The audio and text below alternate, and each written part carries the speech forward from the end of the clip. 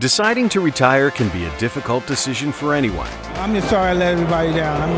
I just don't have this in my heart anymore. But in MMA, the stakes are especially high. This is a list of fighters who either retired at just the right time, way too late, or should have retired already. These are the best and worst retirements in MMA.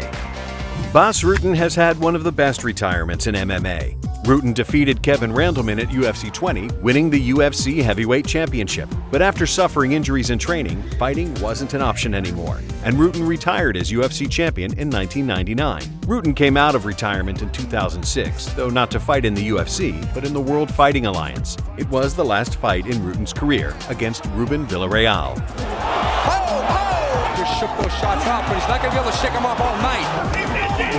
Nice, only a matter of time. He's not going to take advantage of it. There it is. That's it. Bas has gone on to do numerous things, from commentating for the Pride Fighting Championship, hosting Inside MMA, movies, video games. You should try some aromatherapy. Hey, listen, the only aroma that I like is the smell of burning flesh. And even released a detailed self-defense tutorial. Bang, bang, bang, bang, bang, bang, dang. Okay, I'm sorry. Bang, bang, bang. No, I'm not. Former UFC fighter Gary Goodridge was set to retire in 2003 following a fight with Don Frye. Houston, Texas, the same gym where...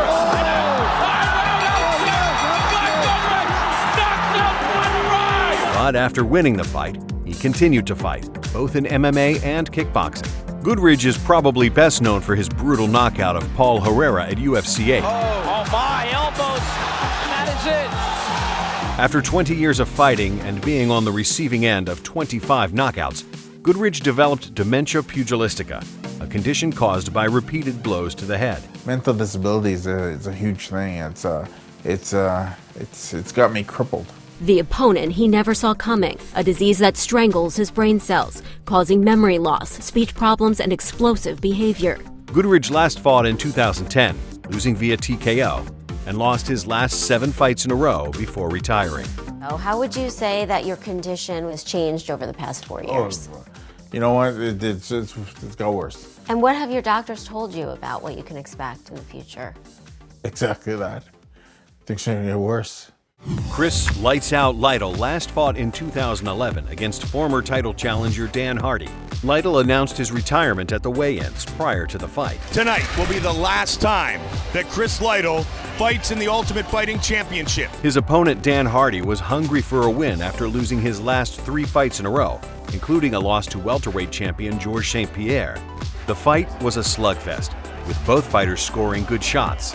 Lytle, who is known for his ability to take a punch, was hurt in the second round. He got tagged. He did there, Joe. He got tagged there for sure. Big right hand by Dan Hardy. Lytle recovered and made it to the 3rd round, where the fight was finished. Gotta be careful of the net. Lytle's got a guillotine. He's got it. He's Trying to choke him out. tapping. It is all over! Chris Lytle has won his final UFC fight! Lytle won via submission and retired from MMA, and is now working as a firefighter, podcaster, and children's author. Ken Shamrock is a UFC Hall of Fame inductee and a pioneer of mixed martial arts. Ken fought at the very first UFC in 1993, beating Patrick Smith and losing to Royce Gracie. There's the tap. There's the tap. Many think Shamrock should have retired 10 years ago, after losing to Rich Franklin and Kazushi Sakuraba. Oh, and now pushing against Shamrock, and he closes it in, and he does it!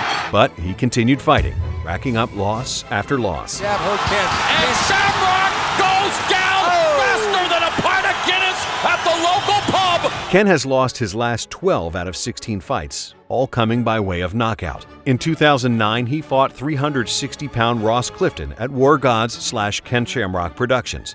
Ken won the fight, but tested positive for steroids afterwards.